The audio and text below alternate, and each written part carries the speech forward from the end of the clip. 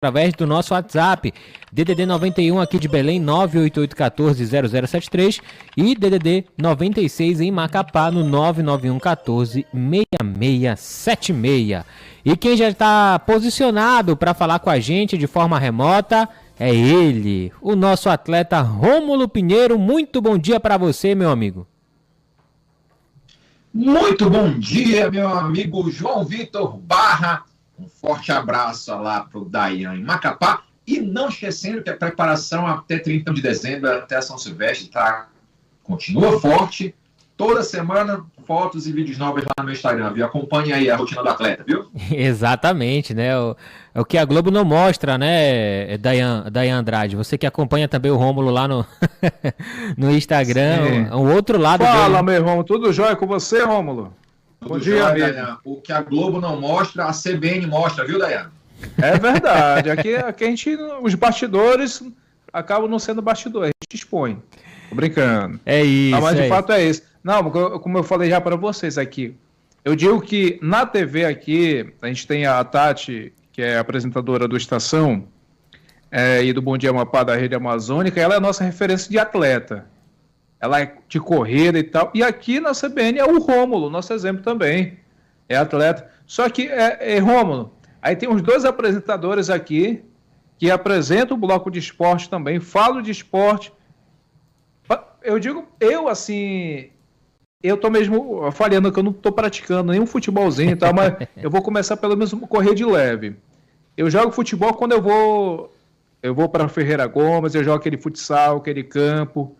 Mas o João nem vejo isso, né, João?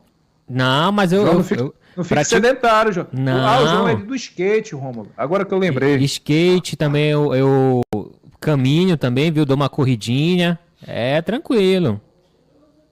Bora deslizar, bora correr, pessoal. Bora exercitar. Viu? Vamos lá, vamos pra cima. 11 horas e 37 minutos. Agora sim a gente iniciar a nossa coluna Conexão Brasília desta quarta-feira. E hoje, Dayan e Rômulo, dois temas quentes, né? Porque vamos falar sobre a operação contra-golpe da Polícia Federal e o ataque ao Supremo Tribunal Federal, Rômulo Pinheiro. Mas João Vitor, apesar de hoje ser aquele feriado, todos estamos aqui com o nosso ouvinte sobre coisas que têm a relevância aqui em Brasília, que, claro, vai para todo o nosso país. E é claro que também a semana anterior, muito intensa na capital, em razão desses ataques, do ataque ao Supremo Tribunal Federal, e logo em seguida já houve essa revolução aqui na operação contra-golpe da Polícia Federal. Se a gente for pegar por um aspecto cronológico, a semana começou então com o ataque ao Supremo, o famoso caso do tio França, e foi muito debatido já a situação, o que aconteceu. E o que eu queria trazer aqui para a nossa coluna de discussão hoje é um aspecto da compreensão de como essas propagações de ideias voltadas a ódio, a ressentimento, podem mexer com a cabeça das pessoas e podem levar a essas circunstâncias extremas. Porque eu vejo que o contexto é tétrico, uma pessoa que estava adoentada psicologicamente, para fazer aquilo, para se explodir.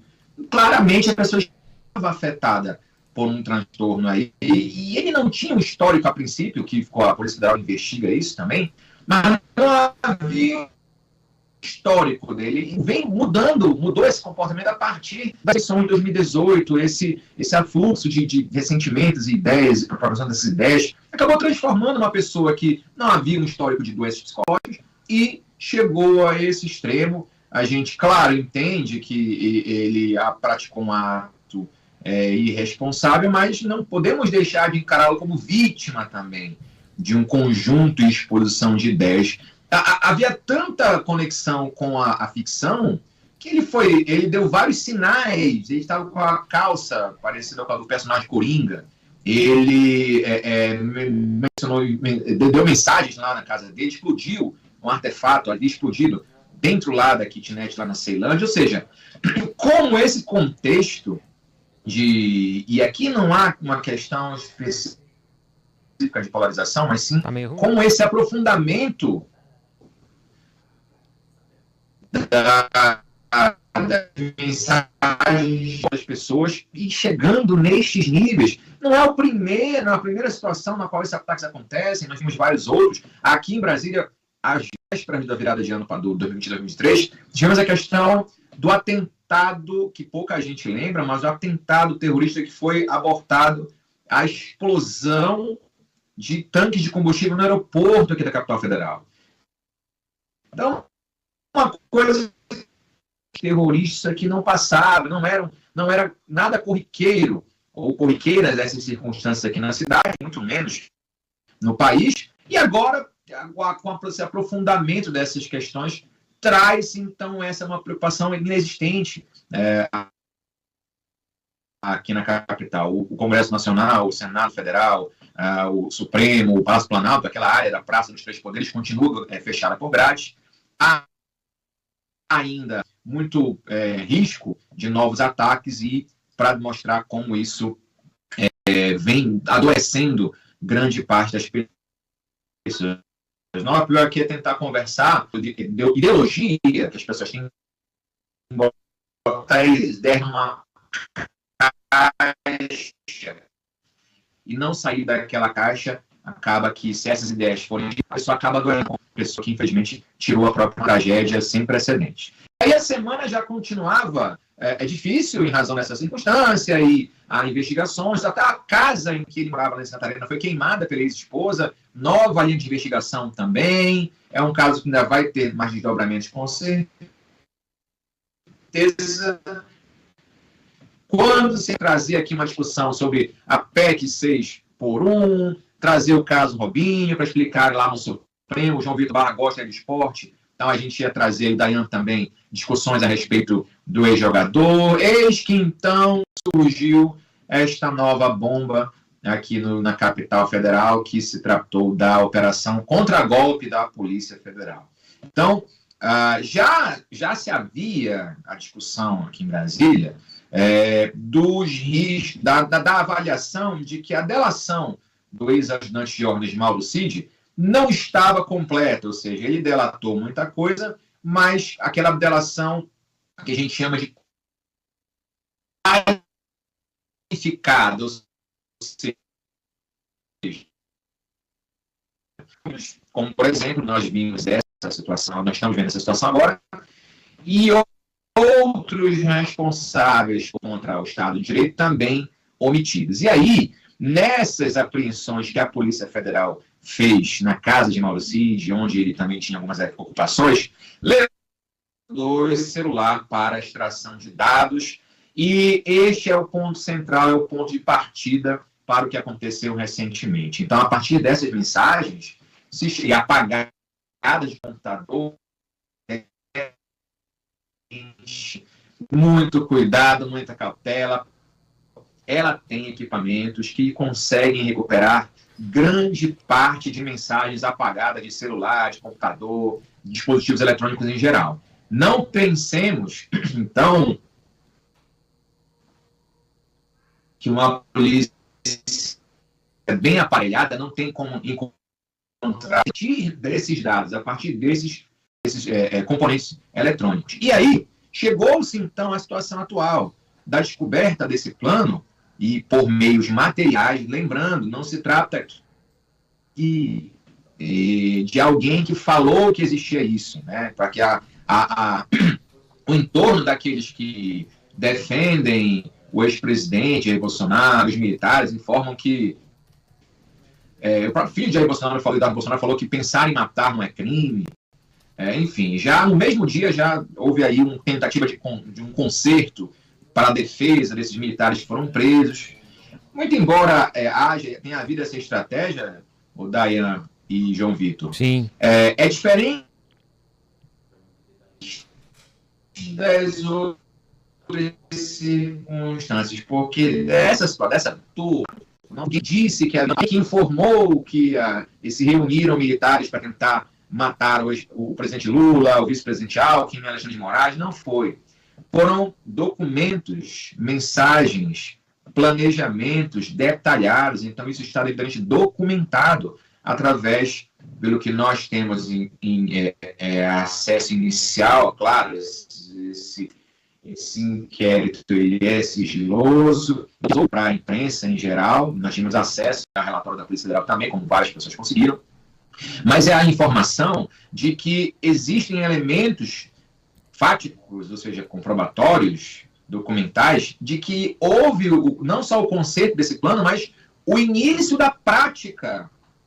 Ou seja, havia um deslocamento das pessoas para matar com explosivos mesmo o ministro Alexandre de Moraes e, posteriormente, envenenar o presidente Lula e o vice-presidente Alckmin. Uma circunstância gravíssima que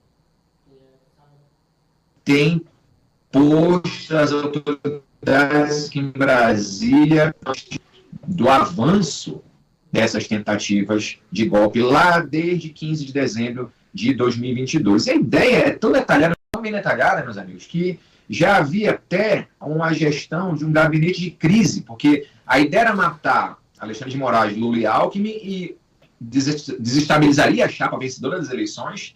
Matar o Alexandre de Moraes implicaria em evitar, então, que o Supremo agisse contra o golpe e se criaria, a partir do plano que foi exposto, se criaria um gabinete de crise composto aí pelo general Heleno e pelo general Braga Neto. É tão caótica, ou seja, a forma de executar isso foi tão caótica, no primeiro ponto, que a impressão de muitos documentos foram feitos das impressoras do Palácio do Planalto, à época ainda, sob a gestão do ex-presidente Jair Bolsonaro. Então, é algo totalmente grave. Inclusive, a Polícia Federal já mandou um relatório para o STF, informando que a delação de Mauro Cid encontra contradições e erros, que os documentos provaram, ou estão tentando provar que esses erros existiram da delação de Mauro Cid, para eventualmente rever esses benefícios que foram concedidos a ele, com a possibilidade do retorno do ex-ajudante de ordens à prisão. Alexandre de Moraes recebeu esse documento, esse relatório, e encaminhou para o Procurador-Geral da República dar o seu parecer, se vai pedir a revisão da delação de Mauro Cid, se vai pedir a prisão, enfim, as circunstâncias da prisão de militares envolvidos em prisão preventiva, envolvidos na questão, também é muito grave. É algo que excede os padrões até então conhecidos nas tentativas de golpe. Porque anteriormente se dizia que, né, existia uma minuta do golpe, que eles tentariam afastar o cidadão A, B ou C, e havia um conceito nesse sentido, mas agora se expôs um plano mesmo que envolvia morte de autoridades. Inclusive, o plano previa talvez baixas entre os militares que fossem executar esse plano, ou seja, muito grave, algo realmente que causou estupefação, até mesmo nesse aqui que vos fala, que acompanha esse dia a dia aqui da cidade, da capital, do meio jurídico, político. De fato, lendo o relatório da Polícia Federal, é realmente impressionante como chegou a este nível tão grave de barbaridade. Esse foi o Rômulo Pinheiro na coluna Conexão Brasília desta quarta-feira. Falou sobre a operação contra-golpe da Polícia Federal e o ataque ao Supremo Tribunal Federal. Rômulo, muito obrigado pela sua participação e até semana que vem. Muito obrigado, meu amigo João Vitor. Sábado tem corrida de novo. Espero vocês lá me acompanhando. Forte abraço, Dayan. Tchau, tchau. Forte abraço. 11h48, hora do nosso